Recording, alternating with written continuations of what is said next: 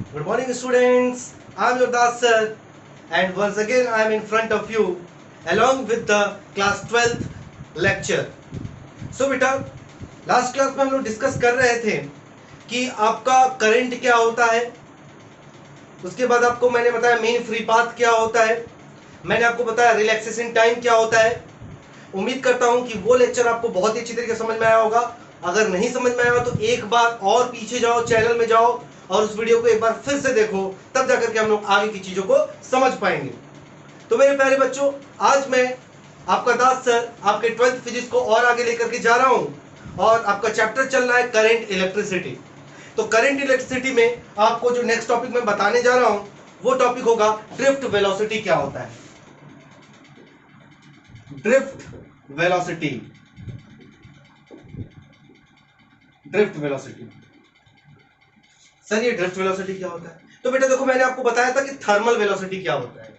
बताया था क्या होता है थर्मल वेलोसिटी, कि whenever an conductor is not energised by an external source, जब भी किसी कंडक्टर को किसी एक्सटर्नल सोर्स से एनर्जाइज नहीं करते हैं, the free electron randomly move everywhere with a velocity that is known as thermal velocity approximately 10 to the power 5 meter per second। बताया था, तो वो आपका थर्मल वेलोसिटी था।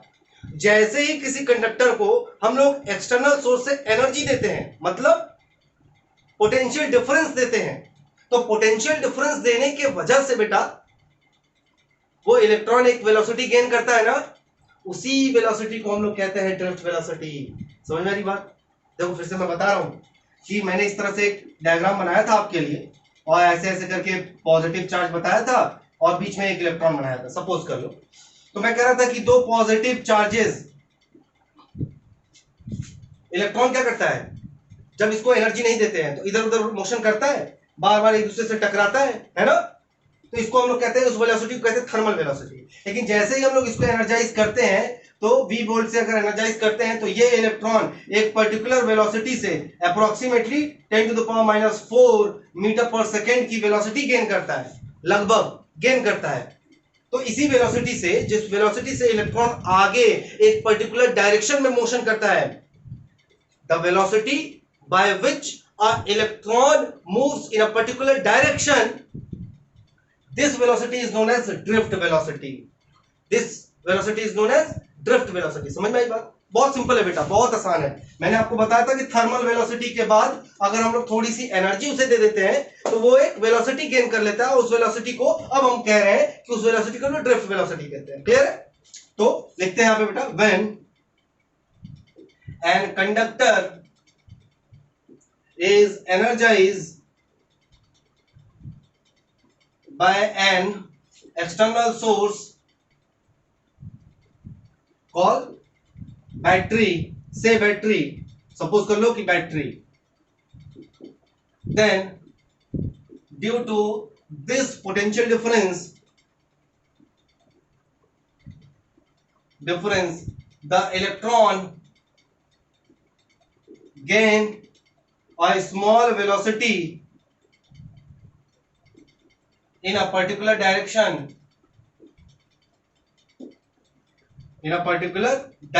the electron gain a small velocity in a particular direction about 10 to the power -4 meter per second। this velocity is known as drift velocity। this velocity is known as drift velocity। इसी velocity को हम लोग drift velocity से कहते हैं। it is denoted by VD। इसको कैसे लिखते हैं बेटा? वो VD से लिखते हैं। चलो खड़ा से जल्दी से नोट करो, नोट करो, नोट करो।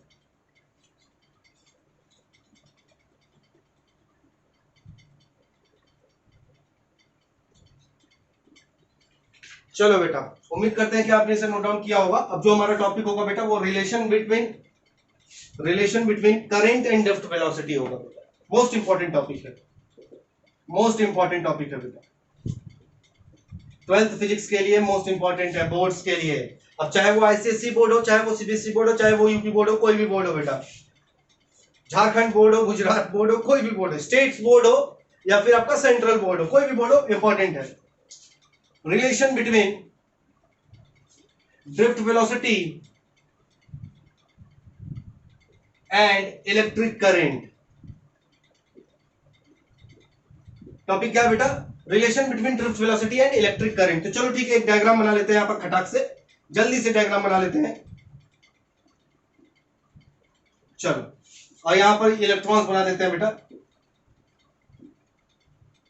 ठीक। और कुछ एजम्पशंस कर लेते हैं। एजम्पशंस में यहां लिखा हूं, let there is a conductor,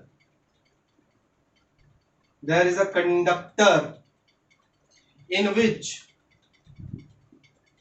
there is n number of electrons exist. The cross section area of conductor, the cross section area of conductor B A. क्या कह दिया बेटा? मैंने कह दिया कि जो इलेक्ट्रॉन्स है इस कंडक्टर के अंदर वो n नंबर ऑफ इलेक्ट्रॉन है। कितने हैं?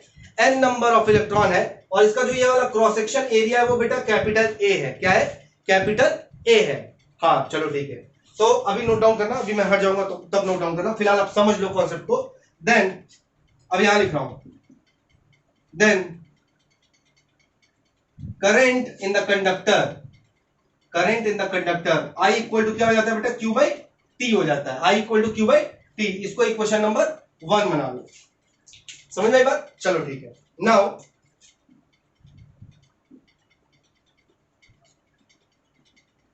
Total number of charge, total number of charge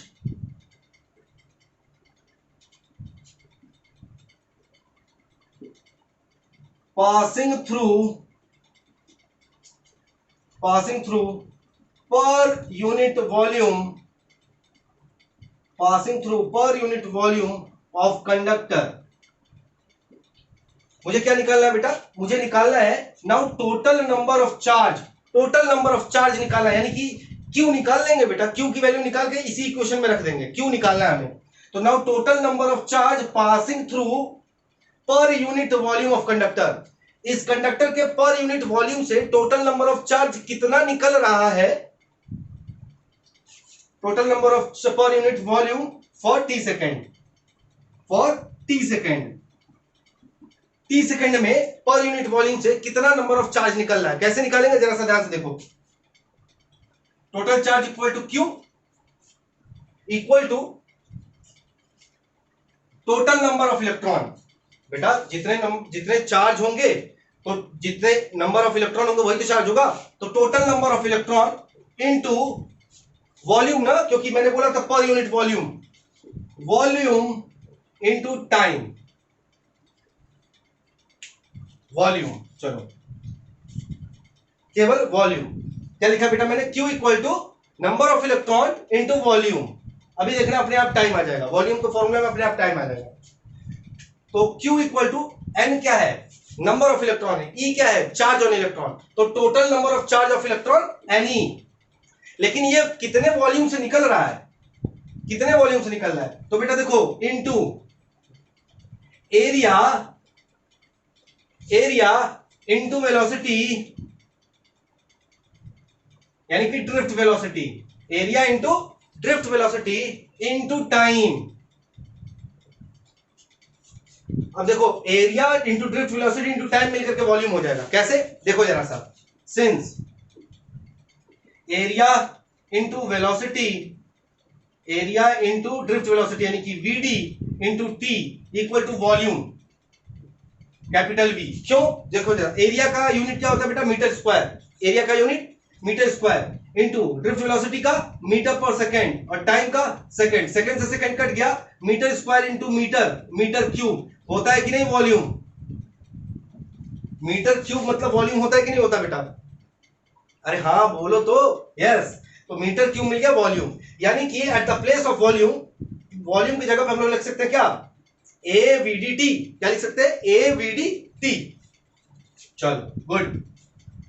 एक बार और बता दूं, देखो बेटा क्या निकालना था मुझे? Now total number of charge passing through पर unit volume for T second of conductor from conductor ना, फ्रॉम कंडक्टर। तो कंडक्टर से हर एक पर यूनिट वॉल्यूम में पर सेकेंड कितने चार्ज निकल रहे हैं मुझे ये निकालना है। तो सपोज कर लेते हैं क्यू चार्ज, जो कि कितने हैं? एन नंबर ऑफ इलेक्ट्रॉन होंगे, तो ये N number of electron total charge हो गए। लेकिन जब ये चार्ज इस वॉल्यूम से निकलेगा वही तो चार्ज होगा निकलने वाला। तो वॉल्यूम की जगह पे हमने क्या रख दिया बेटा? Volume area into drift velocity into time. क्यों रखा? देखो ए वी डी टी मिलकर के वी हो जाता है, A V D into T मिलकर के क्या हो जाएगा? वॉल्यूम हो जाएगा। बेटा 11th फिजिक्स में आप लोगों ने लिक्विड फ्लो ऑफ लिक्विड वाले चैप्टर में भी ये पढ़ा होगा, प्रेशर वगैरह के टाइम में, कि एरिया वेलोसिटी और टाइम मिलकर के वॉल्यूम हो जाना था। नहीं पढ़ा होगा तो रिवीजन कर लेना, मैं जाऊंगा जब वहां पर मैं लिंक डिस्क्रिप्शन में दे दूंगा। तो A we D T volume, तो ए मतलब metre square, drift velocity metre per second into second, second second cut गया, metre cube equal to volume, यानी कि at the place of volume we can write A we D T. Okay, अब मैं आगे बढ़ रहा हूं। तो Q इक्वल टू हो गया बेटा N E A V D T. Q equal to क्या मिल गया? N E A V D T. Equation number 2, equation number 2। अच्छा, जब इक्वेशन नंबर 2 हो गया तो अब हम लोग क्या करेंगे बेटा? अब क्या करना क्या है? Putting the value of Q in equation number 1। क्या करेंगे बेटा? Putting the value of Q in equation number 1। जगह तो नहीं बचा आई थिंक, चलो जगह नहीं बचा, इसको नोट डाउन कर लो। तो कैसे नोट डाउन करोगे? ये आपका 1 नंबर हो जाएगा, ये आपका 2 नंबर हो जाएगा, ये आपका 3 नंबर होगा। इतना नोट करो, अभी खत्म नहीं हुआ, अभी आगे बताऊंगा। इसको नोट डाउन करो बेटा।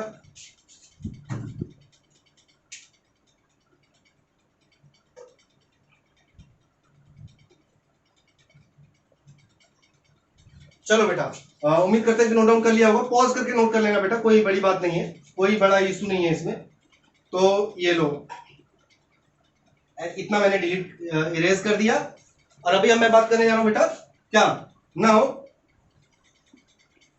Putting the value of Q in equation 1। तो I equal to Q by T, तो I equal to N E A V D T divided by T, T से टी कट गया, तो करंट I इक्वल टू क्या मिल गया? N E A V D. I equal to N E A V D, जहां पर n क्या है? नंबर ऑफ इलेक्ट्रॉन है, E क्या है? चार्ज ऑन इलेक्ट्रॉन है, A क्या है? Cross section area of conductor है, VD क्या है? ड्रिफ्ट वेलोसिटी है, जो पोटेंशियल डिफरेंस दे रहा है इलेक्ट्रॉन को। तो यहां पर लिख देते हैं where I equal to current, N equal to number of electron, E charge on electron, A area of cross section, VD drift velocity. चलो बेटा कहानी खत्म। हमें रिलेशन दिखाना था, रिलेशन दिखा दिया। Relation between drift velocity and current. तो देखो ड्रिफ्ट वेलोसिटी भी आ गया, करंट भी आ गया। नोट डाउन कर लो, जल्दी से नोट डाउन करो, आगे बढ़ेंगे।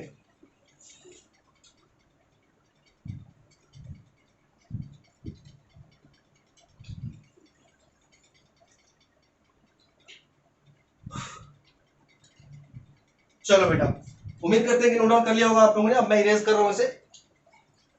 बहुत ही ज्यादा गर्मी है, बारिश हो नहीं रहा है, केवल और केवल गर्मी बढ़ता चला जा रहा है। नाम लेते शैतान हाजिर बेटा। बाहर बारिश हो रही है अभी। चलो देखो, मेरी गर्मी को भगवान ने भी नहीं देख पाया, उन्होंने बारिश कर ही दिया। चलो कोई बात नहीं। अब हम लोग बात करेंगे बेटा करंट डेंसिटी की। So our next topic will be current density. Current density ठंडा करने के लिए कोई और एपरेटस चला नहीं सकता, आवाज रिकॉर्डिंग करना है, और आवाज रिकॉर्डिंग करेंगे तो बहुत ज्यादा नॉइज होगा। तो नॉइज को इग्नोर करने के लिए मैंने कुछ भी चला के नहीं रखा है, केवल गर्मी में आपको पढ़ा रहा हूं। तो करंट डेंसिटी की बात करते हैं बेटा। करंट डेंसिटी क्या होता है? तो बेटा सिंपल, अगर मैं आपसे डेंसिटी पूछूं, डेंसिटी का मतलब क्या होता है? तो डेंसिटी मतलब क्या होता है बेटा? डेंसिटी मतलब number upon volume, number upon volume. अब सर ये नंबर क्या है? चलो छोड़ो, नंबर नहीं समझ में आया। चलो डेंसिटी का मतलब चार्ज डेंसिटी पढ़े हो ना, charge density equal to charge upon volume, यही तो पढ़े थे, charge upon volume, charge density equal to charge upon volume. तो इसी प्रकार से बेटा करंट डेंसिटी क्या हो जाएगा, करंट डेंसिटी क्या हो जाएगा, current density, the current density is defined as the ratio of current, defined as current per unit volume, defined as current per unit volume। क्या बोला बेटा, the current density is defined as current per unit volume। तो J equal to I upon A, J equal to I upon A, current density J equal to I upon A। अच्छा चलो ठीक है बेटा, इसका यूनिट क्या लिखेंगे बेटा, अभी कहानी खत्म नहीं हुई है, इसके आगे भी बढ़ना है। I मतलब ampere per metre square, J equal to I by A, ampere per metre square. चलो ठीक है, एम्पियर पर मीटर स्क्वायर हो गया। Since we know that I equal to NEAVD, यही होता है ना बेटा। अभी मैंने करंट का रिलेशन बताया था ड्रिफ्ट वेलोसिटी के साथ, तो आई की वैल्यू यहां रख दो तो आपको मिलेगा J equal to NEAVD divided by A से ए कटेगा तो current density J equal to आपको मिल जाएगा NEVD, J equal to NEVD।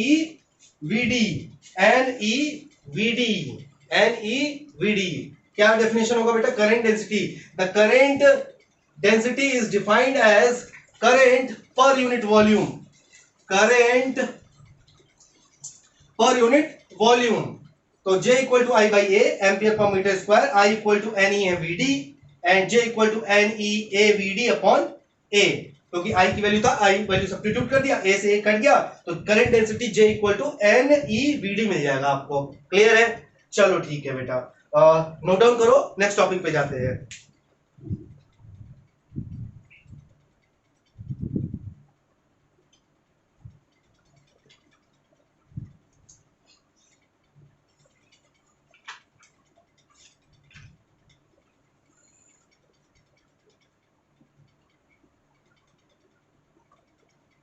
Okay बेटा, इरेज करता हूं बेटा।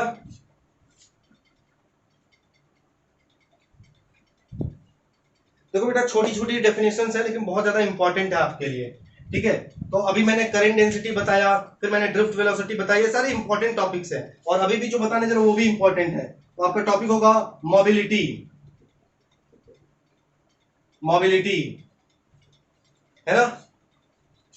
मोबिलिटी इज डिफाइंड एज, देखो बेटा डेफिनेशन है, mobility is defined as drift velocity per unit electric field, per unit electric field. मतलब क्या हुआ, मतलब हुआ बेटा कि जो मोबिलिटी का मतलब होता है बेटा चलना, मोबिलिटी का मतलब चलना, यानी कि अच्छा ड्रिफ्ट वेलोसिटी कब मिलता है, इलेक्ट्रॉन को ड्रिफ्ट वेलोसिटी कब मिलता है, तो इलेक्ट्रॉन्स को ड्रिफ्ट वेलोसिटी तब मिलता है जब हम लोग पोटेंशियल डिफरेंस देते हैं, यानी कि एक पॉजिटिव प्लेट एक नेगेटिव प्लेट देते हैं। तो या फिर हम लोग कहें कि पोटेंशियल डिफरेंस दे रहे हैं, या फिर हम लोग कहें इलेक्ट्रिक फील्ड दे रहे हैं। ओके, तो अगर किसी इलेक्ट्रॉन को इलेक्ट्रिक फील्ड में रखते हैं तो कितने इलेक्ट्रिक फील्ड में कितना ड्रिफ्ट वेलोसिटी गेन कर रहा है उसी को मोबिलिटी कहते हैं। मतलब मैंने क्या बोला, मैंने बोला कि मोबिलिटी का मतलब होता है ड्रिफ्ट वेलोसिटी, यानी कि कितना ड्रिफ्ट वेलोसिटी मिल रहा है कितना इलेक्ट्रिक फील्ड देने पे, यही तो लिखा है मैंने। Mobility is defined as drift velocity per unit electric field. इसका मतलब mobility mu equal to drift velocity at per unit E, VD upon E. अच्छा बेटा, अभी मैंने लिखा था since we know that current density J equal to NEVD, तो यहां से VD की वैल्यू कितनी हो जाएगी, VD की वैल्यू हो जाएगी J अपॉन NE, VD की वैल्यू J अपॉन NE। तो मोबिलिटी में VD की वैल्यू रख दो, equation number 1, equation number 2। Now putting the value of VD drift velocity in equation one, equation number one में रख दो। तो mobility mu equal to VD की वैल्यू रखना है बेटा हमें जे अपॉन एनी, तो J upon N E divided over capital E. ठीक है, अब हम लोग क्या करते हैं बेटा, इसको और सिंप्लीफाई कर लेते हैं। तो J upon N E capital E, ये हो जाएगा आपका क्या, मोबिलिटी। क्या हो जाएगा, मोबिलिटी हो जाएगा बेटा। तो चलो ठीक है, this is all about mobility. ठीक है, ओके, नोट डाउन कीजिए बेटा, नोट डाउन कीजिए इसे।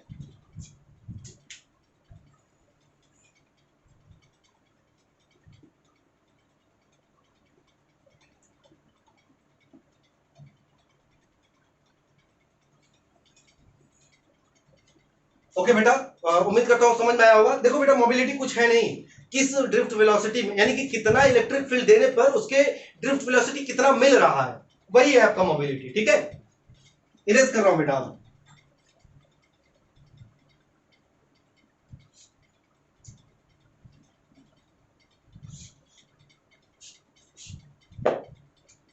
अब आपका टॉपिक होगा बेटा electric resistance. Electric resistance, resistance क्या होता है ना। तो आप लोग बचपन से पढ़ते आ रहे हो कि इलेक्ट्रिक रेजिस्टेंस क्या होता है। Electric resistance is a kind of opposition in the path of flow of electron. किसी भी इलेक्ट्रॉन के फ्लो करने वाले पाथ में एक तरह का क्या होता है, ऑपोजिशन होता है, नहीं चाहता है इलेक्ट्रॉन आगे बढ़े, उसी को कहते हैं हम लोग रेजिस्टेंस कहते हैं बेटा। So resistance is defined as, resistance is defined as the opposition in the path, the opposition in the path of flow of electron, in the path of flow of electron। यानी कि resistance क्या है, एक तरह का opposition होता है electron के फ्लो के पाथ में। ठीक है, तो R इक्वल टू होता है बेटा, R इक्वल टू हो जाएगा V equal to I R, V upon I. Resistance R equal to होता है फॉर्मूला बेटा V अपॉन आई, यानी कि वोल्ट पर एम्पियर और ओम। क्या कहते हैं बेटा इसको, ओम कहते हैं, बचपन में पढ़े होगे बेटा आप लोग, ओम, ओम। ठीक है, resistance R equal to V upon I, volt per ampere या फिर ओम। ये हो गया रेजिस्टेंस के बारे में। अभी बंद मत करो, अभी आगे बढ़ना है हमें, रेजिस्टेंस के बारे में ही और चीजें जानते हैं कि ये रेजिस्टेंस का फिजिकल मीनिंग क्या होता है। देखो जरा सा बेटा, इलेक्ट्रॉन्स है, जब हम लोग पोटेंशियल डिफरेंस देते हैं, इलेक्ट्रॉन्स जब हम लोग कंडक्टर को पोटेंशियल डिफरेंस देते हैं तो ये इलेक्ट्रॉन एक डायरेक्शन में मूव करने जाता है, ड्रिफ्ट वेलोसिटी मिलता है। तो जब ड्रिफ्ट वेलोसिटी मिलता है इसे, जब ये आगे बढ़ने की कोशिश करता है, आगे जाता है, तो दूसरे पॉजिटिव चार्जेस हैं, है ना, दूसरे पॉजिटिव आयंस हैं, कंडक्टर का सरफेस है, तो उनसे जाकर के टकराता है। क्या करता है, टकराता है। तो जो भी काइनेटिक एनर्जी इलेक्ट्रॉन गेन करता है, किससे, एक्सटर्नल सोर्स से। सपोज कर लो बैटरी ने मुझे काइनेटिक एनर्जी दिया, मैं चलने लगा, ठीक है, चलते चलते सामने एक सरफेस था, उसे टकरा गया, तो टकराने की वजह से मेरी काइनेटिक एनर्जी में लॉस आएगी ना। हाँ, तो वही रेजिस्टेंस है। यानी कि whenever electrons are moving in a conductor, then in their path these electrons collide with other particles, surface of the wall of the conductor, and hence they loses their kinetic energy, and this is called resistance appearance in the conductor में resistance appearance होता है। ठीक है बेटा, तो ये था आपका क्या, इलेक्ट्रिक रेजिस्टेंस के बारे में। समझ में आया होगा कि रेजिस्टेंस कैसे आता है। चलो ठीक है बेटा, अब क्या करो, इसको नोट डाउन करो, हम आगे बढ़ते हैं।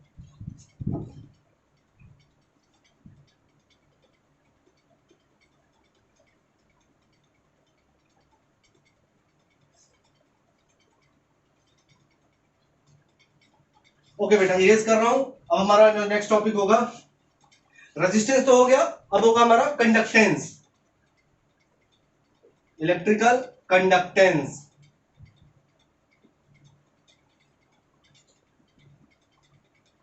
the reciprocal of electrical resistance, the reciprocal of electrical resistance is known as electrical conductance.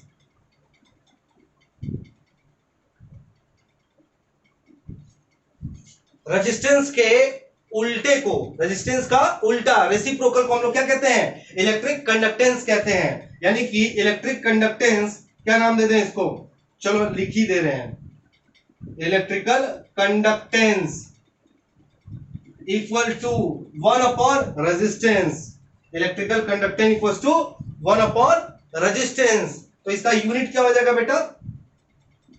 Unit क्या हो जाएगा? 1 अपॉन ओम, या फिर ओम इनवर्स, ओम इनवर्स, या फिर कहेंगे हम लोग ओम इनवर्स, ओम इनवर्स, या फिर और भी है मो। क्या कहते हैं बेटा? मो कहते हैं, MHO, मो। क्या कहते हैं? मो कहते हैं। अच्छा, एक और नाम है साइमन, साइमन, या फिर साइमन कहते हैं इसको। वेट अ मिनट बेटा, वेट अ मिनट। ओके, चलो, मो कहते हैं, ठीक है बेटा। यूनिट 1 अपॉन ओम, ओम इनवर्स कहते हैं या फिर मो कहते हैं, ठीक है। तो ये हो गया बेटा आपका इलेक्ट्रिकल कंडक्टेंस। क्या हो गया? इलेक्ट्रिकल कंडक्टेंस, ठीक है बेटा। तो इसको नोट डाउन करो, आप नोट डाउन करो, आगे बढ़ते हैं।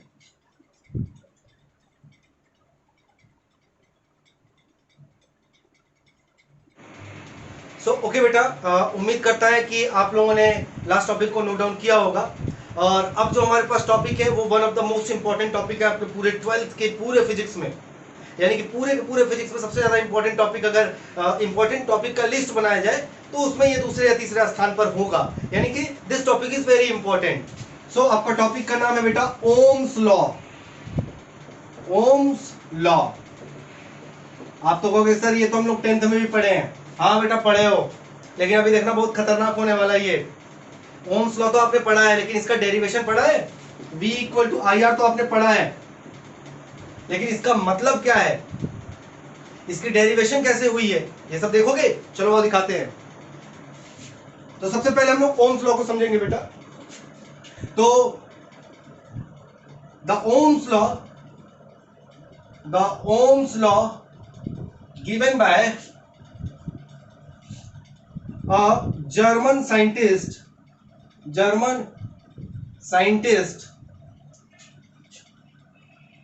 डॉक्टर सर, ज्यादा रिस्पेक्ट देना जरूरी है, doctor sir George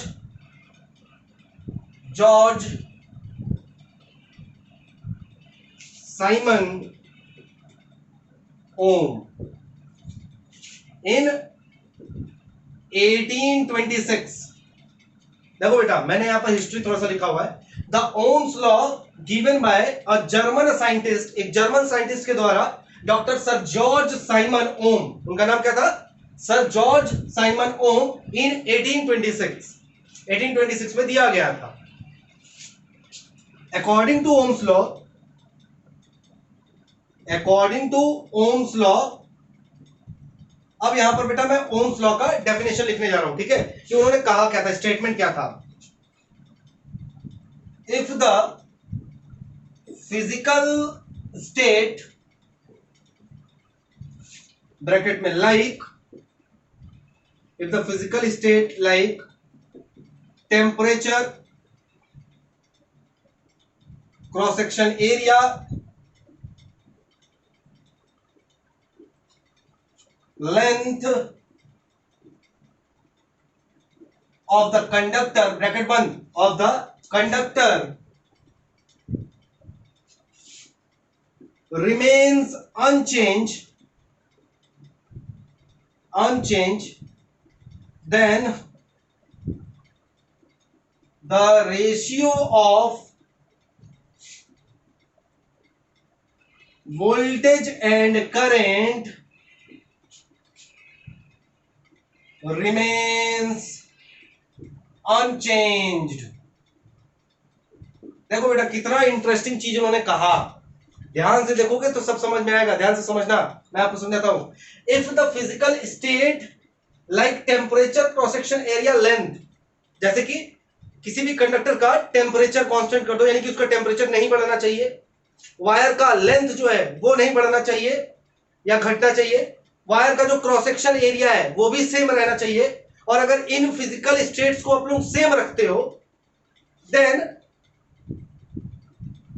the ratio of voltage and current, तो उस कंडक्टर के अंदर से जब वोल्टेज देंगे तो वोल्टेज जाएगा तो करंट भी तो जाएगा, तो जितना वोल्टेज दे रहे हो और जो करंट मिल रहा है, इन दोनों का जो रेशियो है, यानी कि V अपॉन I का जो रेशियो होगा वो हमेशा क्या रहेगा, कांस्टेंट रहेगा, कांस्टेंट रहेगा, बदलेगा ही नहीं। V और I का रेशियो हमेशा क्या रहेगा, कांस्टेंट रहेगा। मतलब वोल्टेज को आप कितना भी बढ़ा दो, वोल्टेज को आप कितना भी बढ़ा दो, सपोज कर लो वोल्टेज है आपका 10, ठीक है, तो करंट आपका आया, वोल्टेज है 10 तो करंट आपका आया 5, ठीक है। नाउ वोल्टेज हो गया आपका 20, वोल्टेज हो गया आपका 20, तो करंट आपका, एक मिनट, करंट आपका हो गया 10, ठीक है। नाउ वोल्टेज हो गया आपका 30, तो करंट हो गया आपका 20, 15।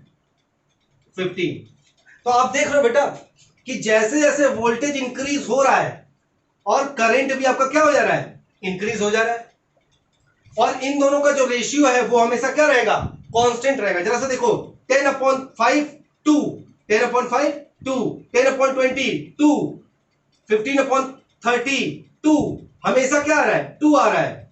और ये कब होगा, ये 2 2 2 हमेशा बार बार एक ही वैल्यू कब आएगी, जब आप कंडक्टर जो है, जो वायर है, इस वायर में इसका लेंथ मत बढ़ाओ, इसका टेम्परेचर मत बढ़ाओ, इसका जो क्रॉस सेक्शन है वो भी ना बढ़ाओ, ये सब अगर कांस्टेंट रखोगे तो वोल्टेज कितना भी दोगे, जितना भी दोगे, कितना भी बढ़ा दो, करंट अपने आप बढ़ जाएगा, और दोनों का जो रेशियो रहेगा वो हमेशा क्या रहेगा, कांस्टेंट रहेगा, हमेशा फिक्स रहेगा, चाहे कुछ भी हो जाए।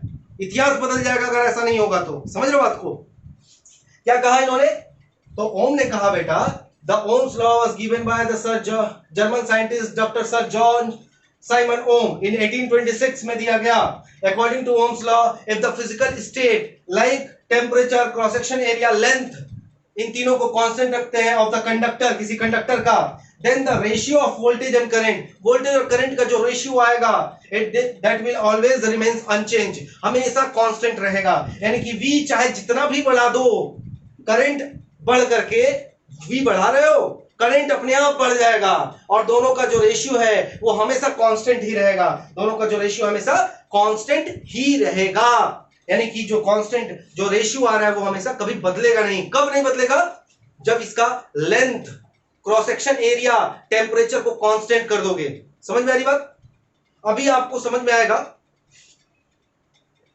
कि ये जो कांस्टेंट आ रहा है फॉर्मूले के अकॉर्डिंग, इसी कांस्टेंट को हम लोग क्या कहते हैं, रेजिस्टेंस कहते हैं। क्या कहते हैं बेटा, रेजिस्टेंस कहते हैं। तो किसी भी वायर का जो रेजिस्टेंस है, किसी भी जो वायर का जो रेजिस्टेंस है बेटा, ये रेजिस्टेंस तीन चीजों के ऊपर डिपेंड करती है। इसका टेम्परेचर क्या है, लेंथ क्या है, क्रॉस सेक्शन एरिया क्या है, ठीक है। तो अगर इन तीनों को हमने क्या कर दिया, फिक्स कर दिया, कांस्टेंट कर दिया, तो इसका रेजिस्टेंस तो हमेशा कांस्टेंट हो जाएगा ना, यानी कि R हमेशा क्या हो जाएगा, कांस्टेंट हो जाएगा। इसका मतलब वोल्टेज चाहे जितना भी दो, करंट अपने आप बढ़ जाएगा, और इन दोनों का जो रेशियो है वो हमेशा क्या आएगा, कांस्टेंट आएगा। तो ये था बेटा आपके पास एक ओम्स लॉ के इंट्रोडक्शन के बारे में, ठीक है। अब अगर मैं V और I में ग्राफ बनाऊं बेटा, ये I हो गया, ये आपका V हो गया, V और I में ग्राफ बनाऊं अगर, तो ये आपको एक स्ट्रेट लाइन मिलेगा। कैसा मिलेगा, स्ट्रेट लाइन मिलेगा। तो क्या लिखोगे, the graph of Ohm's law are always a straight line. तो ओम्स लॉ का जो ग्राफ आता है बेटा वो हमेशा क्या होता है, स्ट्रेट लाइन होता है। यहां लिख दे रहा हूं स्टार बना के, the graph of Ohm's law are always straight line, straight line, straight line आता है बेटा, ठीक है। इसको नोट डाउन करो, अभी मैं इसका डेरिवेशन बताता हूं कि कैसे v अपॉन आई हमेशा कांस्टेंट हो जाता है, ठीक है। तो चलो बेटा इसको खटाक से आप लोग नोट डाउन करो। ये एक एग्जांपल है ये आपका v और i। देखो बेटा, वोल्टेज को बढ़ाओगे तो करंट अपने आप बढ़ जाएगा अगर कंडक्टर का लेंथ, क्रॉस सेक्शन एरिया और टेम्परेचर को कांस्टेंट रख रहे हो। अच्छा, इसको कांस्टेंट रखने से जो करंट बढ़ रहा है वो क्यों बढ़ रहा है? वो चाह रहा है कि आर को कांस्टेंट रखे। क्या चाहेगा? आर को कांस्टेंट रखे। यानी कि अगर किसी कंडक्टर में कंडक्टर का लेंथ, टेम्परेचर और क्रॉस सेक्शन एरिया कांस्टेंट कर देते हैं तो चाहे वोल्टेज जितना भी बढ़ा लो, करंट अपने आप बढ़ जाएगा और उन दोनों का जो रेशियो होगा वो हमेशा कांस्टेंट आएगा। ये किसने कहा? ओम ने कहा। ठीक है बेटा, इसको नोट डाउन करो, आगे बढ़ते हैं।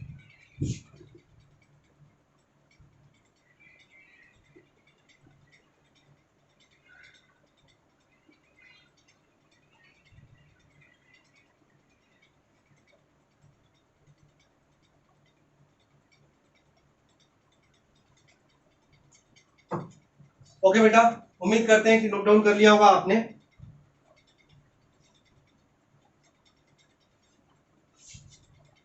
उम्मीद करते हैं कि आपने इसको नोट डाउन कर लिया होगा। बेटा पॉज करके नोट करना, ओके, बहुत ज्यादा सोचने वाली बात नहीं है।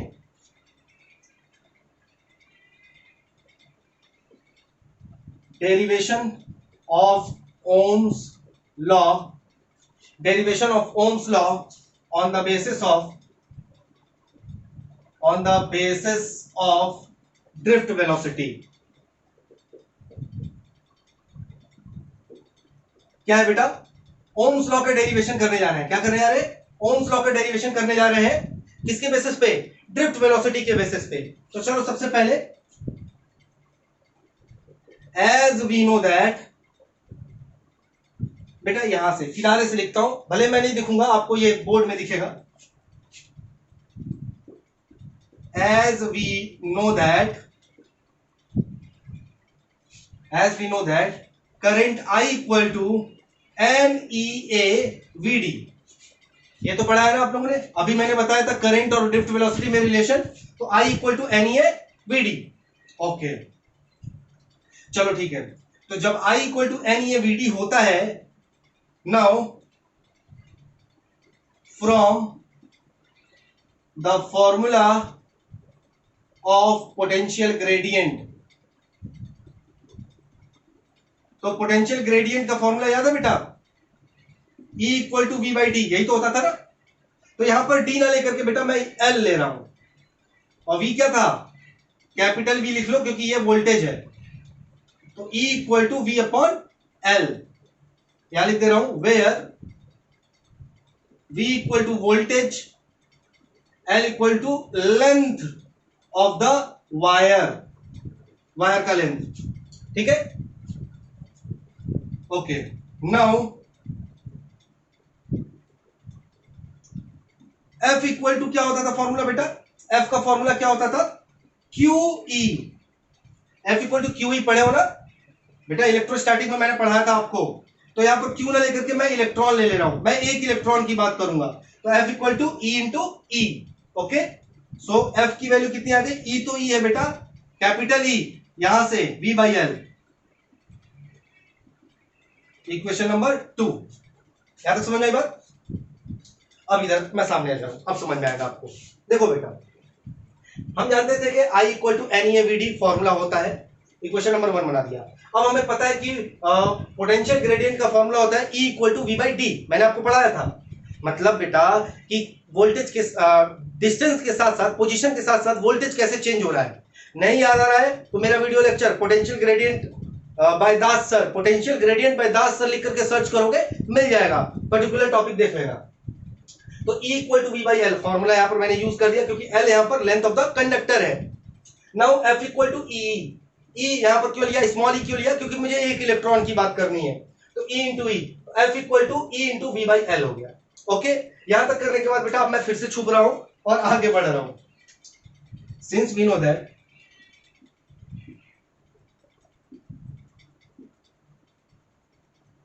F equal to ma, force equal to mass into acceleration, force equal to mass into acceleration, ये होता है फॉर्मूला बेटा, ये होता है ना फॉर्मूला। चलो ठीक है, तो एक काम करो, यहां से एक्सेलरेशन की वैल्यू निकालो, छुप नहीं रहा, नहीं, एक्सेलरेशन ए इक्वल टू हो जाएगा F upon M, acceleration a equal to F upon M हो जाएगा। ओके, एक काम करते हैं बेटा, अब यहां से मैं लाइन बना ले रहा हूं, पूरा जगह यूज करेंगे, लंबा होने वाला है। तो ए की वैल्यू आ गई एफ अपॉन एम, यहां से लिख रहा हूं बेटा, ए इक्वल टू आ गया आपके पास एफ अपॉन एम, तो a equal to from equation 2 F की वैल्यू कितनी है, ई वी अपॉन एल, अच्छा एफ की वैल्यू हो गई अपॉन एम, तो एम भी तो नीचे आ जाएगा, ये हो गया, ठीक है। चलो ये हो गया इक्वेशन नंबर 3, ये कहां से आया बेटा, फ्रॉम इक्वेशन 2, फ्रॉम इक्वेशन 2। चलो ए एक्सेलरेशन आ गया, यानी कि किसका एक्सेलरेशन है, इलेक्ट्रॉन के चलने का एक्सेलरेशन है। ओके, अब यहां पर बेटा मैं कुछ स्टेटमेंट लिख रहा हूं, कुछ स्टेटमेंट लिखने जा रहा हूं, ठीक।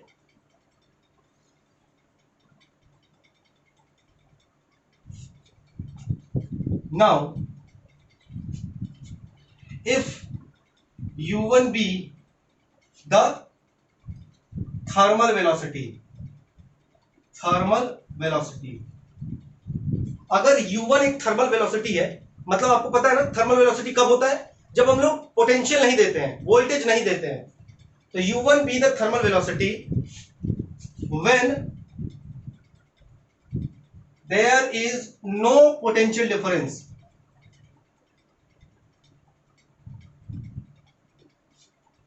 जब वहां पर पोटेंशियल डिफरेंस कुछ नहीं था। And now if we apply we voltage across the conductor, अगर अब हम लोग कंडक्टर के अक्रॉस वी वोल्टेज देते हैं, तो इलेक्ट्रॉन क्या करेगा, अब ड्रिफ्ट वेलोसिटी है, इलेक्ट्रॉन क्या कर लेगा, ड्रिफ्ट वेलोसिटी गेन कर लेगा। तो लिख रहा हूं बेटा, इलेक्ट्रॉन विल अटेंड और ड्रिफ्ट वेलोसिटी, ठीक है। तो ड्रिफ्ट वेलोसिटी वीडी की वैल्यू कितनी हो जाएगी बेटा, u1 प्लस वो वेलोसिटी बेटा जो कि इलेक्ट्रॉन अपने अंदर बढ़ा रहा है, तो यहां पर इंक्रीज्ड वेलोसिटी, क्या लिख रहा हूं, इंक्रीज्ड वेलोसिटी, ठीक है, इंक्रीज्ड वेलोसिटी। तो यहां पर देखना बेटा vd equal to u1 plus, अब ये इंक्रीज वेलोसिटी कितना होगा, ध्यान से देखो, अभी आपको समझ में आ जाएगा। a मतलब एक्सेलरेशन, a इनटू यहां पर लिख रहा हूं टाउ, अरे सर ये क्या लिख दिए, a मतलब एक्सेलरेशन और टाउ, टाउ क्या था, मैंने बताया था, याद रखना, अभी मैं यूज करूंगा, टाउ रिलैक्सेशन टाइम था, याद आ रहा है, टाउ क्या था, रिलैक्सेशन टाइम। अब जब जरा से देखो, एक्सेलरेशन मतलब होता है मीटर पर सेकेंड स्क्वायर, और टाउ का मतलब सेकेंड, टाइम ही तो था, टाउ मतलब रिलैक्सेशन टाइम, तो सेकेंड से 1 सेकेंड कट गया, क्या मिलेगा, मीटर पर सेकेंड। यानी कि ए और टाउ का जो प्रोडक्ट आ रहा है वो क्या है, मीटर पर सेकेंड है, यानी कि क्या है, वेलोसिटी है।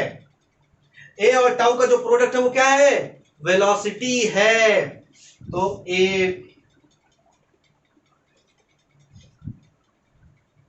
टाउ 1 कर देते हैं, क्योंकि यहां पर वीडी ड्रिफ्ट वेलोसिटी है, u1 प्लस ए टाउ 1 है, एक इलेक्ट्रॉन की बात कर रहे हैं। समझ में आई बात बेटा, समझ में आया आपको। चलो अब यहां पर बेटा मैं थोड़ा सा एडिट कर रहा हूं, लिख रहा हूं, tau equal to relaxation time, relaxation time, तो acceleration into time equal to velocity, acceleration into time equal to velocity. यहां पर ये मैंने 2 चीजें नोट किया आपके लिए, ठीक है। अब मुझे लगता है कि अब आपको इसके आगे मुझे बढ़ना उचित नहीं है, या फिर है, हाँ है, जगह है, लिख सकते हैं, तो चलो ठीक है, ये जगह मैं यूज करने जा रहा हूं, that space I will use, या फिर छोड़े, नोट करोगे, हाँ बेटा एक काम करो, नहीं नोट मत करो, क्योंकि इसी में मैं सोच रहा हूं समझा दूं। ओके, तो ड्रिफ्ट वेलोसिटी यहां पर मैं लिख रहा हूं बेटा ड्रिफ्ट वेलोसिटी यहां पर लिख रहा हूं vd, vd इक्वल टू, बेटा देखो एक इलेक्ट्रॉन का अगर drift velocity u1 a t1 था, u1 प्लस a tau1 था, तो n नंबर ऑफ इलेक्ट्रॉन का कितना हो जाएगा, plus u2 plus a tau2, n number का dash dash un plus a tau n।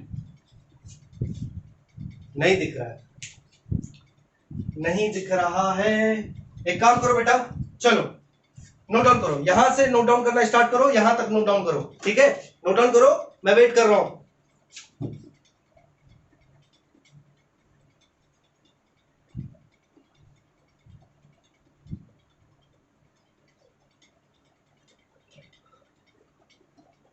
Okay बेटा, मैं यहां से इरेज कर रहा हूं क्योंकि यहीं से लिखूंगा आप आगे।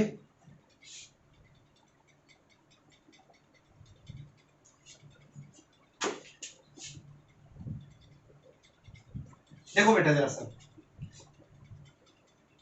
मैं कह रहा हूं अगर एक इलेक्ट्रॉन की drift velocity u1 plus a tau1 है, तो n नंबर ऑफ इलेक्ट्रॉन के ड्रिफ्ट वेलोसिटी कितनी हो जाएगी, तो vd equal to u1 plus a tau1 plus u2 plus a tau2 plus dash dash un plus a tau n, यही तो होगा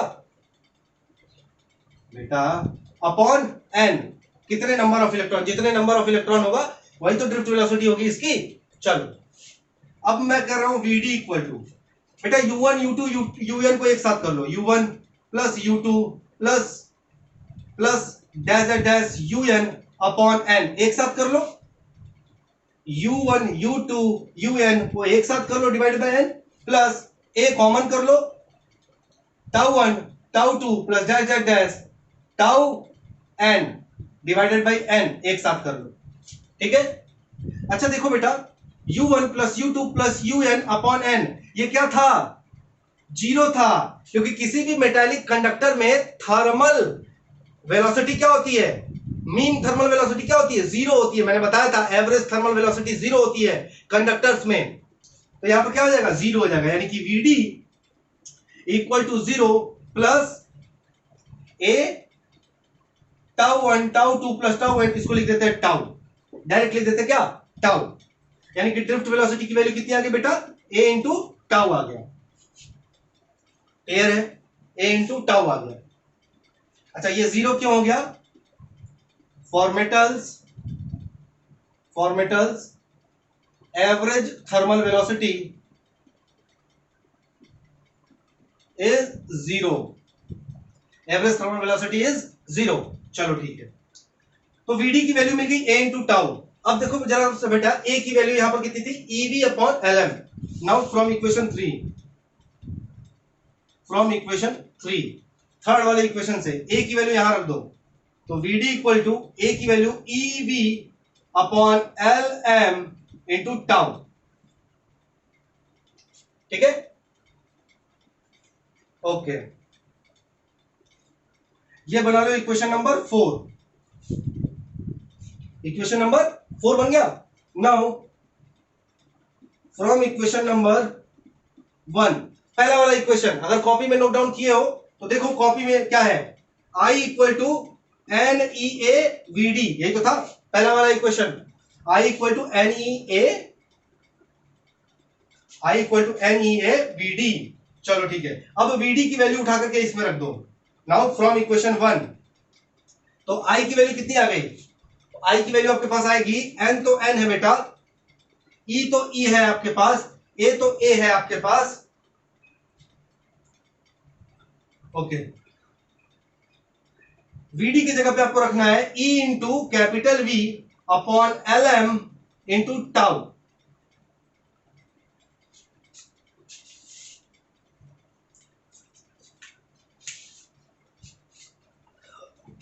ओके, कट रहा है यहां से।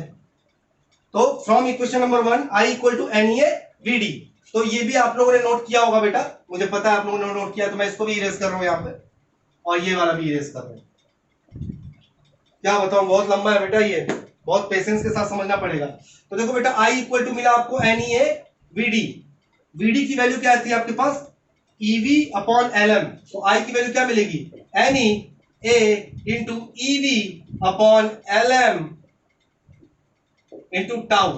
सर ये एम क्या है बेटा, ये एम मास है, मास ऑफ इलेक्ट्रॉन है, क्योंकि एक इलेक्ट्रॉन की बात कर रहे हैं। अच्छा चलो ठीक है, तो आई की वैल्यू कितनी आ गई बेटा, तो N E square A N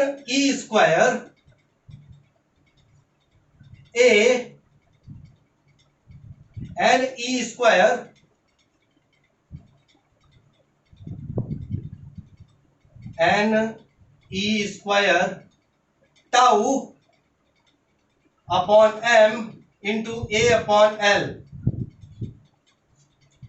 क्या बचा, वी बचा, यही ना बचा। देख लो सारी चीजें अरेंज हो गया ना, ई स्क्वायर आ गया, एन आ गया, ए आ गया, नीचे एल आ गया, यहां पर एम आ गया, टाउ आ गया, वी आ गया। ठीक है, क्लियर है। हाँ अब क्या करेंगे, क्यों किया है बेटा, इसको सजाना बहुत जरूरी था, सजाना बहुत जरूरी था, अभी आपको समझ में आ जाएगा। अब क्या करो बेटा, v को यहीं रहने दो, इसको उठा करके इधर लेके जाओ, तो i को इधर भेज दो, तो v upon I equal to क्या मिल जाएगा आपको, ये सारी वैल्यूज पलट जाएंगी, तो m upon N E square tau, m upon N E square tau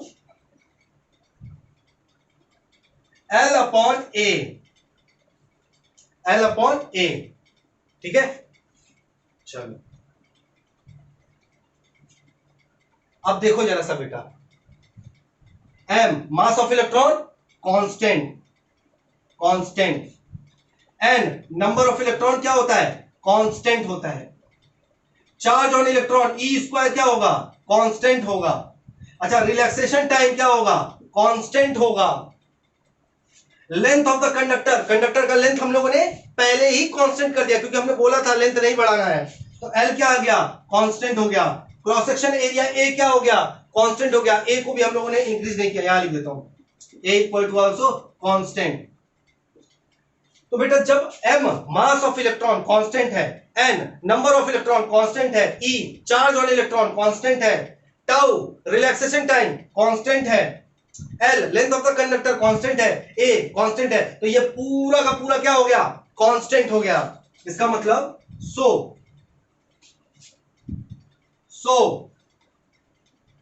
V upon I equal to constant, V upon I equal to constant, V upon I equal to क्या बेटा, कांस्टेंट। और यही तो ओम ने कहा था, ओम ने यही तो कहा था आपसे कि वोल्टेज और करंट का रेशियो क्या होता है, कांस्टेंट होता है, और इस कांस्टेंट का नाम इन्होंने क्या रखा था, R। तो यहां पर देखो R इक्वल टू क्या मिल गया वैल्यू आपको, m upon N E square tau L upon A, ये हो गया बेटा रेजिस्टेंस। अब देखो अगर मास ऑफ द इलेक्ट्रॉन हम लोग कांस्टेंट कर लेते हैं, n कांस्टेंट कर लेते हैं, E कांस्टेंट कर लेते हैं, टाउ कांस्टेंट कर लेते हैं, तो लेंथ और एरिया को कांस्टेंट कर लेते हो, तो रेजिस्टेंस क्या हो जाएगा, कांस्टेंट हो जाएगा। क्लियर है। चलो बेटा उम्मीद करते हैं आपको ये पूरा समझ में आया होगा। एक बार मैं बोलता चला जा रहा हूं कि कैसे मैंने इसको डिराइव किया है, आप अपने कॉपी में इसको मिलाते चले जाओ, आपको समझ में आ जाएगा। तो देखो बेटा सबसे पहला जो फॉर्मूला था मेरा I इक्वल टू NeVd था, है ना। अब यहां पर से मैंने क्या किया, इसको इक्वेशन नंबर 1 बना लिया, ठीक है। उसके बाद मैंने बोला बेटा कि E इक्वल्स टू, यानी कि electric field E equals to V upon L ले लिया, क्या ले लिया, E equals to V upon L, ठीक है। इसको मैंने बना दिया इक्वेशन नंबर 2, या फिर नहीं भी बनाया होगा, ठीक है। और मुझे पता है कि force F equal to Q into E होता है, कैपिटल E। तो Q जो है आपका, Q की जगह पे मैंने E रख दिया, तो F की वैल्यू मिल गई E इंटू E। अब कैपिटल E की वैल्यू रख दिया, तो कैपिटल V की E की वैल्यू रख दिया, तो हमारे पास किसकी वैल्यू मिली, F equal to small e into capital V upon L, ठीक है। Now from the equation of force के फॉर्मूला से F equal to mass into acceleration, okay. तो F equal to mass into acceleration, तो acceleration A equal to क्या हो जाएगा, force upon mass. तो फोर्स की वैल्यू हमारे पास क्या थी, E capital V upon L। तो E capital V upon L रखने के बाद नीचे मास M नीचे आ रहा था, तो मैंने नीचे कर दिया, तो आपके पास क्या मिल गया, acceleration A equal to EV upon small M. Okay, यहां तक हो गया। तो यहां से मैंने एक्सेलरेशन निकाल लिया। अच्छा, इतना करने के बाद बेटा मैंने आपसे बोला कि अगर पोटेंशियल डिफरेंस कंडक्टर को नहीं देते हैं तो थर्मल वेलोसिटी होगी, है ना। एवरेज थर्मल वेलोसिटी 0 होती है कंडक्टर की। तो जो यहां पर ड्रिफ्ट वेलोसिटी वीडी हो जाएगा वो कितना हो जाएगा, एल एक्सेलरेशन इनटू टाउ। कैसे हुआ, वीडियो में रिवाइज करके देखोगे मिल जाएगा। एक्सेलरेशन इनटू टाउ, ठीक है। तो एक्सेलरेशन इनटू टाउ, तो यहां से वीडी की वैल्यू मिल गई। तो एक्सेलरेशन की वैल्यू को उठा करके ए वाले इक्वेशन में रख दिया, उसके बाद आगे सॉल्व किया, तुरंत मेरा सारा का सारा सॉल्यूशन निकल करके आ गया। तो उम्मीद करते बेटा आपको ये समझ में आया होगा। जल्दी से आप इसको नोट डाउन करो। अगर नहीं समझ में आया होगा तो इस वीडियो को बार बार 2-3 बार देखोगे तो जरूर समझ में आएगा आपको, ठीक है। तो फिलहाल इसको नोट डाउन करो, आगे बढ़ते हैं।